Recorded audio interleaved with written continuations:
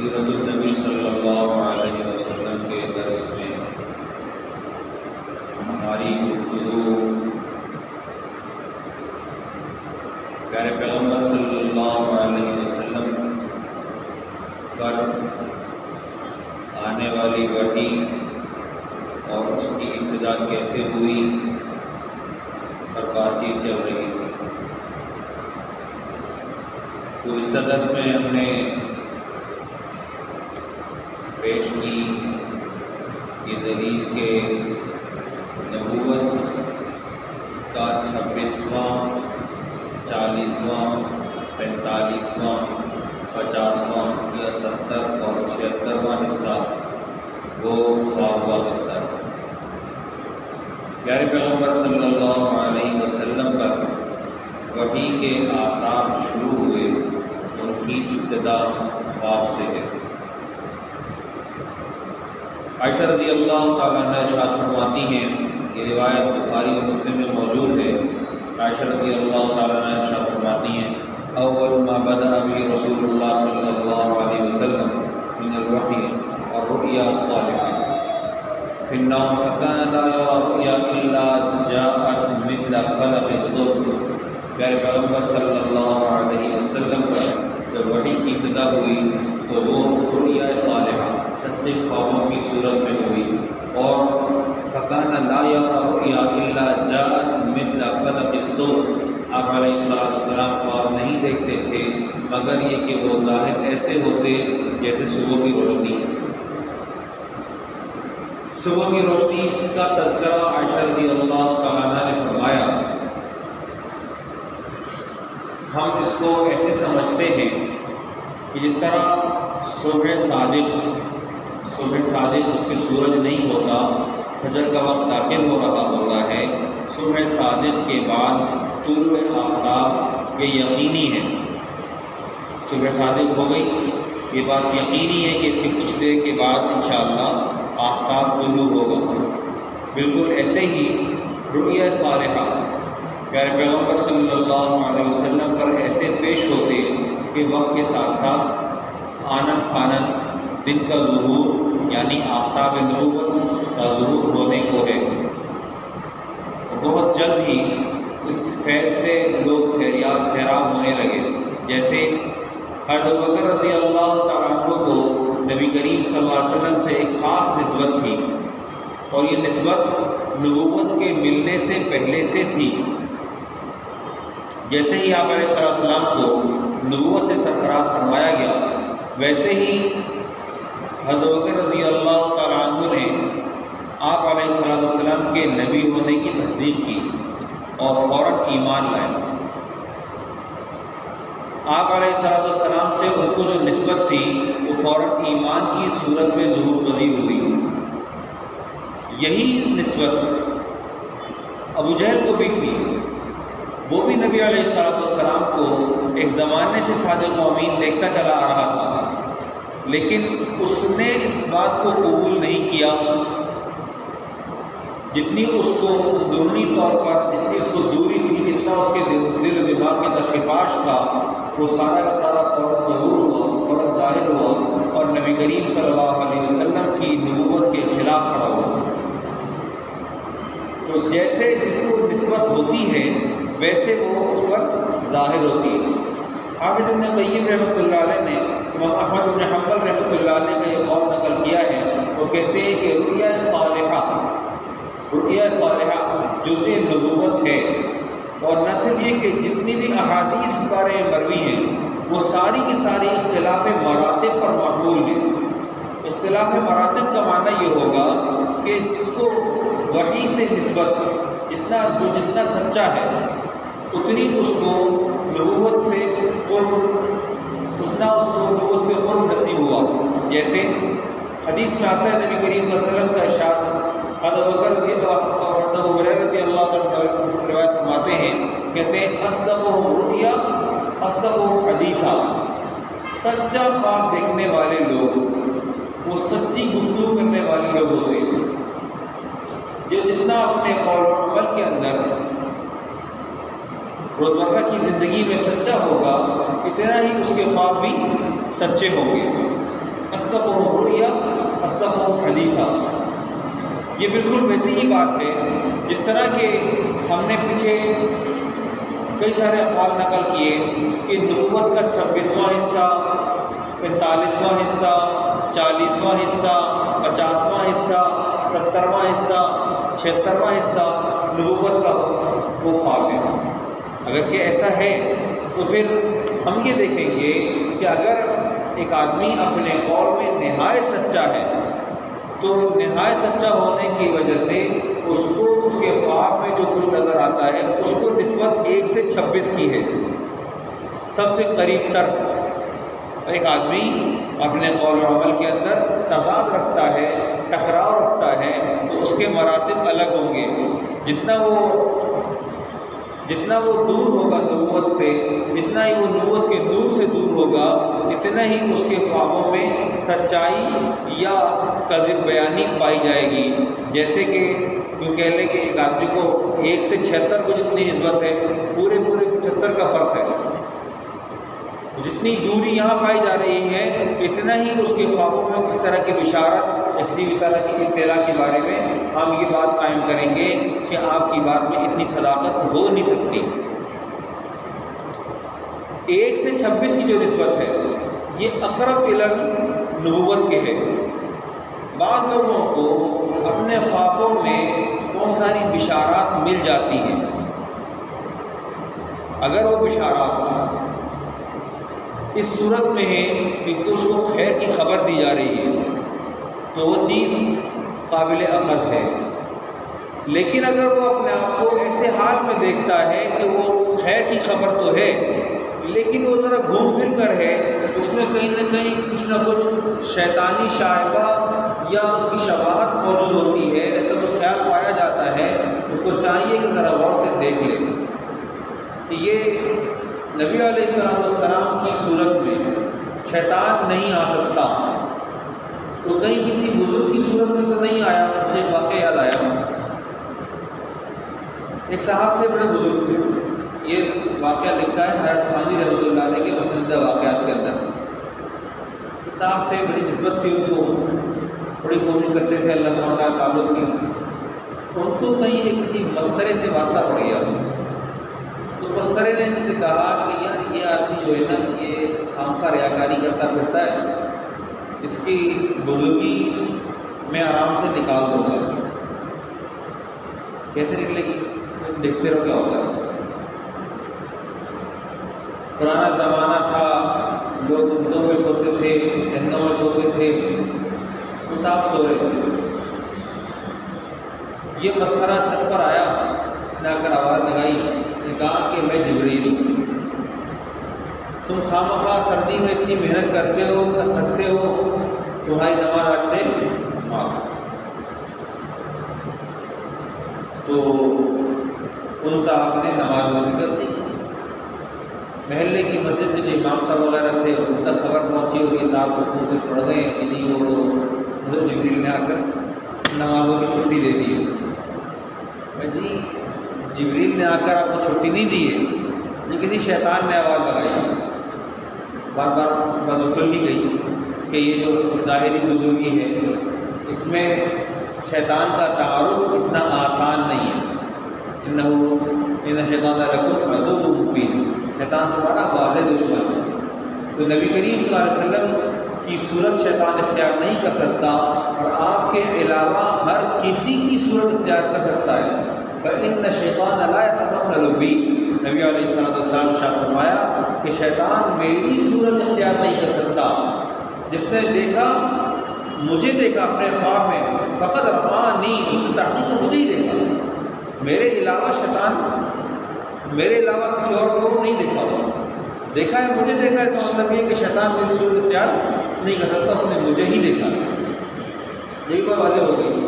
امام غزالی رحمۃ اللہ علیہ نے ایک بڑا اچھا نوٹ لکھا ہے الفقر والذوق کے اندر، جو کہ ان کی کتاب احیاء العلوم کا ایک باب ہے الفقر والذوق کے اندر۔ انہوں نے لکھا کہ بہت ساری احادیث ہیں، کہیں 26ویں کا ذکر ہے، کہیں 40ویں کا ذکر ہے، کہیں 45ویں کا، کہیں 50 کا۔ تو ان میں تطبیق کی صورت یہی ہے کہ ایک آدمی کو مراتب کے اعتبار سے جتنا وہ تقوی والا ہے اسی اعتبار سے اس کے اوپر رؤیا صالحہ اپنی مہر ثبت کرتے ہیں۔ ابن ابی حمزہ رضی اللہ تعالیٰ عنہ رحمہ اللہ فرماتے ہیں کہ رؤیا صالحہ کو صبح صادق کے ساتھ ایسی ہی نسبت ہے جس طرح طلوع آفتاب کو، اس طرح صبح صادق کے ساتھ ہی طلوع آفتاب کا ہونا اظہر من الشمس ہے کہ کچھ دیر کے بعد اب سورج طلوع ہوگا ہی، تو یہ بات یقینی ہے کہ آفتاب نبوت صلی اللہ علیہ وسلم کے لیے جب رؤیا صالحہ کا ظہور ہونا شروع ہوا، یہ بات صرف ابتدائیہ تھا، یہ دیباچہ تھا، یہ اس کتاب کی ابتدا تھی جو کہ پیارے پیغمبر صلی اللہ علیہ وسلم کو عطا ہونے والی تھی کہ اب کچھ وقت کے بعد حضرت صلی اللہ علیہ وسلم پر ظہور نبوت ہوگا، انبیاء علیہ الصلوات و تسلیمات کی امامت آپ کے سپرد کر دی جائے گی۔ اسی طرح جو دل سلیم ہوتے ہیں، جیسے میں نے اس کی مثال پیش کی کہ ابوبکر رضی اللہ تعالیٰ کا دل، آپ کو آپ علیہ السلام کے نبوت کے عطا ہونے سے پہلے سے ایک ایسی نسبت تھی کہ آپ نے اس نبوت کی نسبت کو پہلے سے محسوس کر لیا تھا اور آپ اس سے فیضیاب ہوتے رہے، اور جیسے ہی نبوت عطا ہوئی تو سب سے پہلے آپ فوراً سے اپنا پیالہ، اپنا خالی دل لے کر پیش ہوئے اور آپ نے اس کے اندر ایمان کی تازگی کو بھر لیا۔ یہی چیز، یہی فیض دیگر لوگوں کو مراتب کے اعتبار سے نصیب ہوا۔ کوئی بہت جلدی ایمان لایا، کوئی بہت تاخیر سے ایمان لایا، لیکن ایسے لوگ بھی تھے جو کہ نبی علیہ السلام کو آپ علیہ السلام کے نبوت عطا ہونے سے پہلے صادق اور امین جانتے تھے۔ خود آپ کے چچا ابو لہب، ہم پیچھے تاریخ میں پڑھ کر آئے ہیں کہ نبی کریم صلی اللہ علیہ وسلم آپ فرد واحد تھے جب آپ پہلے دن جو حجر اسود کے رکھنے کا وضع کرنے کا معاملہ تھا، آپ سب سے پہلے داخل ہوئے اور لوگوں نے سب سے پہلے آپ پر اتفاق کیا۔ آپ محمد تشریف لے آئے ہیں تو محمد فیصلہ کریں گے وہ ہوگا۔ آپ کی بات رکھی گئی۔ آپ علیہ السلام نے تمام قبیلے والوں کو جمع فرمایا، سب کو جمع فرما کر آپ نے کہا کہ چادر لاؤ، چادر کے اندر حجر اسود کو رکھا، اختلاف کو آپ نے شروع کیا اور چادر کے اندر رکھا اور سب نے اپنے اپنے حساب سے چادر کو اٹھایا، ہر قبیلے کے سردار کو اٹھایا، لے کر آئے، دیوار قریب لا کر رکھا بیت اللہ کی، اور یہاں سے نبی علیہ السلام نے اٹھا کر اس اعزاز کو اپنے نام کر لیا۔ آپ نے حجر اسود کو اٹھایا اور اس کے مقام تعین کے اوپر آپ نے وضع فرمایا، یہ اعزاز نبی علیہ السلام کے حصے میں آ گیا۔ اتنی بڑی سعادت کی بات تھی، لیکن اختلاف کو رفع کرنے کے لیے حق سبحانہ و تعالیٰ نے جس مقدس ہستی کو استعمال فرمایا ان کا نام محمد عربی صلی اللہ علیہ وسلم۔ یہ سب لوگ آپ علیہ السلام کی ذات اقدس پر متفق تھے، لیکن جیسے ہی آپ نے آفتاب نبوت کے عطا ہونے کا دعویٰ دائر کیا، آپ مخالفین آپ کے سامنے فوراً نکل کے سامنے آ گئے، اور جو لوگ آپ علیہ السلام سے فوری طور پر فیضیاب ہو رہے تھے ان میں سر فہرست ہم نے ابوبکر رضی اللہ تعالیٰ عنہ کا نام پیش کیا، بچوں میں علی رضی اللہ عنہ کا نام پیش کرتے ہیں، اور خدیجہ رضی اللہ تعالیٰ عنہ کا نام عورتوں میں پیش کرتے ہیں۔ یہ سارے وہ لوگ تھے جو کہ نبی علیہ السلام سے نبوت کے عطا ہونے سے پہلے سے فیضیاب ہو رہے تھے۔ ایسے لوگ بھی تھے جو فیضیاب تو ہو رہے تھے لیکن ان کے پیالوں میں ابھی کہیں نہ کہیں کچھ نہ کچھ کجی باقی تھی، کہیں نہ کہیں کچھ نہ کچھ ٹیڑھاپن تھا۔ لیکن جب آپ پر آیات آئیں اور ان آیات کا مستقل ظہور ہوا اور لوگوں نے ان کو اظہر من الشمس برحق پایا تو ویسے ویسے وہ قبول کرتے گئے، اور آج اسلام ہمارے درمیان میں اپنی پوری آب و تاب کے ساتھ موجود ہے۔ عائشہ رضی اللہ تعالیٰ عنہ شاہ فرماتی ہیں جب کیفیات تجلیات قلب نبی محمد عربی صلی اللہ علیہ وسلم پر ایسے ظاہر ہوئیں تو کیا ہوا؟ ثم حبب الیہ الخلاء، آپ علیہ السلام کو خلوت پسندیدہ ہو گئی، آپ تنہائی میں بیٹھنا پسند فرماتے۔ حدیث کے الفاظ ہیں وَكَانَ يَخْلُو بِغَارِ حِرَا، آپ غار حرا میں خلوت نشیں ہوتے، تنہائی میں وہاں بیٹھتے اور کئی کئی دن تک وہاں بیٹھتے۔ اب بظاہر اس وقت نماز کے احکامات نہیں تھے، لیکن وہاں بیٹھ کر آپ علیہ السلام کا ذکر و اذکار میں متوجہ ہونا، حق تعالیٰ کی جستجو فرمانا، آپ علیہ السلام کا اپنی خلوت کو حق تعالیٰ کے نام کرنا، کس بات کی دلیل ہے؟ یہ کس بات کی دلیل ہے؟ یہ نبوت سے سرفراز ہونے کی دلیل ہے کہ آپ کو رؤیا صالحہ تنگ نہیں کرتے تھے، آپ کو رؤیا صالحہ متوجہ کر رہے تھے کہ آپ عوام الناس میں کہ ایک ممتاز حیثیت رکھتے ہیں، آپ کی شخصیت ایک ممتاز شخصیت ہے، آپ کی ذات گرامی ذرا مختلف ہے، آپ ہیں قل انما انا بشر، آپ ہیں انسان، لیکن آپ کو جو کچھ عطا ہو رہا ہے اس میں سرداری عالم بالا کی بھی ہے اور عالم تحت کی بھی ہے۔ آپ کی حکومت نے قلوب سے شروع ہو کر، مخلوق کے قلوب سے شروع ہو کر آخرت تک جانا ہے، اور ایسے لے کر چلنا ہے کہ اس وقت 1400 سال پہلے جتنے لوگ نبی علیہ السلام پر ایمان لائے، اور اتنے ایسے ایمان لانے والے، اس کو حکایات اولیاء کے اندر لکھا ہے یوں کر کے کہ نبی علیہ السلام کی قوت افادہ کا مطلب یہ ہوتا ہے کہ آپ کی جذب کرنے کی قوت اتنی مضبوط تھی کہ ایسے لوگ کئی سارے ہوئے۔ ایک صحابی آئے، انہوں نے کہا میں اسلام لاتا ہوں، جنگ چل رہی ہے، جنگ کے دوران میں ایمان لائے اور اب کہتے ہیں کہ جی مجھے احد پہاڑ سے جنت کی خوشبو آ رہی ہے۔ اس خوشبو کا ادراک ایک بالکل نو مسلم کو، جس نے ایک نماز نہیں پڑھی، ایسا نو مسلم جس نے نبی علیہ السلام کی صحبت سے فیض نہیں اٹھایا، لیکن وہ جنت کی خوشبو کو محسوس کرتے ہوئے فوری طور پر جان دینے کو تیار ہے، اور جان دے دی۔ کتنا بڑا کام کر دیا! یہ کیا تھا؟ یہ نبی علیہ السلام کا اپنی طرف جذب کرنا تھا۔ ہمارے دور میں یہ جذب کی کیفیت ہمارے اندر میں نہیں ہے، یہ نبی علیہ السلام ہی کا خاصہ تھا۔ آپ نے قبول فرمایا، آپ نے جس سے ہاتھ ملایا وہ ایسا جذب ہوتا تھا نبی علیہ السلام کی طرف کہ فوری طور پر جان دینے کو تیار، کسی بھی طرح کی مخالفت پر، کسی بھی طرح کے تردد کا شکار وہ شخص نہیں ہوا۔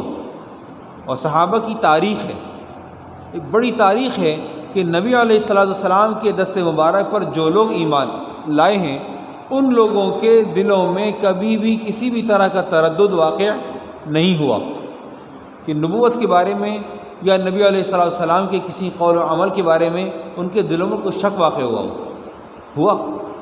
آپ حضرات نے بھی تاریخ پڑھی، کبھی بھی نہیں ہوا۔ اس کی وجہ یہ تھی کہ نبی علیہ السلام کی جو قبول کرنے کی قوت افادہ جو تھی، جذب کرنے کی جو صلاحیت تھی، اپنی طرف جذب کرنے کی صلاحیت تھی، یہ حق سبحانہ و تعالیٰ کی طرف سے خصوصی طور پر ودیعہ شدہ تھی۔ اچھا، ہم اس قوت افادہ کو مزید اپنے زمانے میں تلاش کرتے ہیں۔ ہم دیکھیں گے قرآن پاک کی ایک آیت ہے، قرآن پاک کہتا ہے ان الذین آمنوا وعملوا الصالحات سیجعل لهم الرحمن ودا، بے شک وہ لوگ جو ایمان لائے اور نیک اعمال کیے، ان کے لیے رحمان محبتیں قائم کر دیتے ہیں۔ اس آیت کا مفہوم ہے، 16 پارے کی آیت ہے۔ ہم بغور جائزہ لیں، بہت غور سے دیکھیں، آپ کو بہت سارے لوگ ایسے اس وقت میں نظر آئیں گے جو کہ اہل اللہ کہلاتے ہیں، اور ان کی حکومت کو آپ اپنے قلوب پر محسوس کرتے ہیں۔ جیسے عبداللہ ابن مبارک رحمۃ اللہ علیہ ہارون رشید کے دربار کے باہر سے گزر رہے ہیں، اور آپ کے ساتھ عوام کا ایک بڑا جمع غفیر ہے۔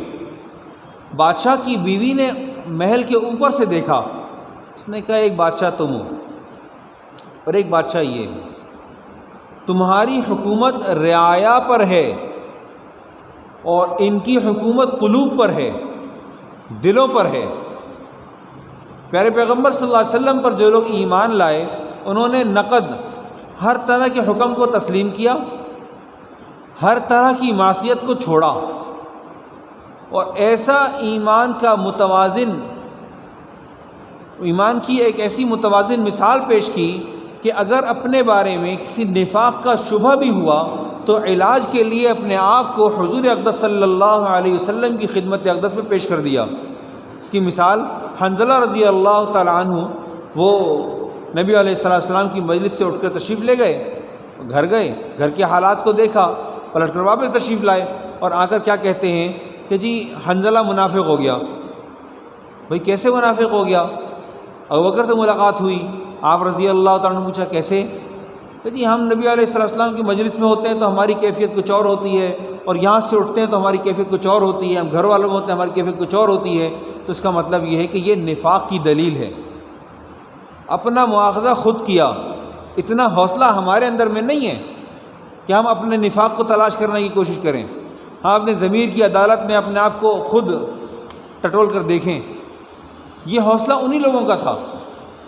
عبداللہ ابن مبارک کی حکومت دلوں پر تھی، اور اس زمانے میں بھی ہم بہت سے ایسے بزرگوں کو دیکھ سکتے ہیں جن کو ہم دیکھیں تو دیکھ کر اللہ یاد آ جائے، ہم ان کو از خود آگے کر دیں۔ مجھے ایک صاحب ملے، بھی کچھ دن پہلے کی بات ہے، صبح صبح میں واپس آ رہا تھا جوہر کی طرف، تو آپ یقین کریں میں نے ان صاحب کو اپنی سواری پر بٹھانے کے بعد ان سے پوچھا کہ آپ کیا کرتے ہیں؟ تو انہوں نے کہا میں ڈرائیور ہوں، اور واللہ میں یہ سمجھا تھا کہ یہ کہیں موسمیات کی طرف کسی مدرسے میں پڑھاتے ہوں گے، تو یہ صبح 7 ساڑھے 7 بجے یہ اپنی نوکری پر جا رہے ہیں، اپنا سبق پڑھانے جا رہے ہیں۔ مجھے یہ شبہ ہوا کہ کہیں کسی بڑی کتاب کے استاد ہیں، یہ ممکن ہے کہ بخاری مسلم وغیرہ پڑھاتے ہوں۔ میں ان کو بڑی عزت دی۔ کیا ہوا؟ وہ والی آیت جو میں نے پہلے پڑھی، ان الذین آمنوا وعملوا الصالحات، بے شک وہ لوگ جو ایمان لائے اور نیک عمل کرتے ہیں، سیجعل لهم الرحمن ودا، اللہ تعالیٰ ان کے لیے محبتیں قائم کر دیتے ہیں، ان کا احترام اللہ قائم کرتے ہیں۔ ہم ایسے بننے کی کوشش کریں، ہم قابل تقلید ہو جائیں گے، اللہ سبحانہ و تعالیٰ ہمارے نام کو باقی رکھیں گے۔ پیارے پیغمبر صلی اللہ علیہ وسلم کا نام گرامی آپ کے نبوت عطا ہونے سے پہلے سے چل رہا تھا۔ آپ کو نبوت عطا ہوئی تو لوگوں نے آ کر، جیسے سلمان فارسی تشریف لائے اور نہ آ کر نبی علیہ السلام کا امتحان لیا، تو جی وہ ان کو راہب نے بتایا تھا کہ جی صدقہ نہیں لیں گے، ہدیہ لے لیں گے، اور نہ کر امتحان لیا، اور امتحان لینے کے بعد ٹہل کر پیچھے کی طرف کو آئے۔ نبی علیہ السلام پہچان چکے تھے، آپ نے اپنی چادر مبارک، کملی مبارک ڈھیلی چھوڑ دی، اور ایسے ڈھیلی چھوڑی کہ آپ کی مہر نبوت نظر آ گئی۔ سلمان تشریف لائے، ایمان لیا۔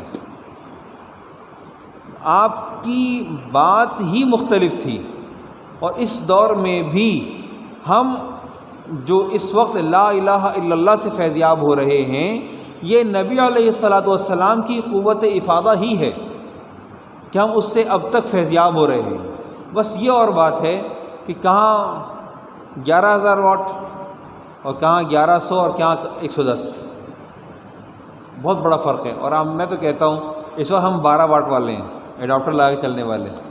اللہ سبحانہ و تعالیٰ اپنے حبیب محمد عربی صلی اللہ علیہ وسلم سے خصوصی نسبت عطا فرمائے۔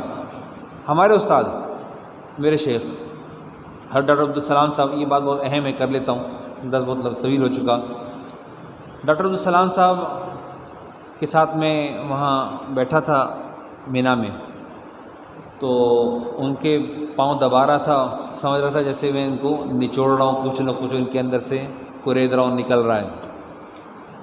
تو میں نے ان کو کریدا، انہوں نے مجھ سے ایک سوال کیا، انہوں نے کہا یہ بتائیں کہ نبی علیہ السلام کی روح مبارک کہاں ہے؟ سوال بڑا پیچیدہ تھا، میں گھوم گیا کہ میرے علم میں نہیں ہے۔ ہمارا عقیدہ ہے کہ پیارے پیغمبر صلی اللہ علیہ وسلم پر ہماری طرف سے درود و سلام پیش کیا جاتا ہے، اور نبی علیہ السلام اس کا جواب دیتے ہیں۔ انہوں نے کہا کہ نبی علیہ السلام کی روح مبارک کو اللہ سبحانہ و تعالیٰ نے آپ کے قلب اطہر میں سمیٹ دیا، تنام عینایا ولا ینام قلبی، میری آنکھیں سوتی ہیں میرا دل نہیں سوتا، فرمان نبی صلی اللہ علیہ وسلم۔ انہوں نے ارشاد فرمایا آپ درود شریف پڑھیں اور اس طریقے سے پڑھیں جس سے میں بتا رہا ہوں۔ کیا تھا یہ طریقہ؟ مجھے کسی نے سن 97-98 میں بتایا تھا، لیکن شیخ کی بات زیادہ مقدم ہوتی ہے۔ آپ نے ارشاد فرمایا ایسے تصور کر کے بیٹھو کہ جیسے پیارے پیغمبر صلی اللہ علیہ وسلم کے روضہ مبارک کے سامنے بیٹھے ہو اور آپ کا دل نبی علیہ السلام کے قلب اطہر کے بالکل عین سامنے واقع ہوا ہے۔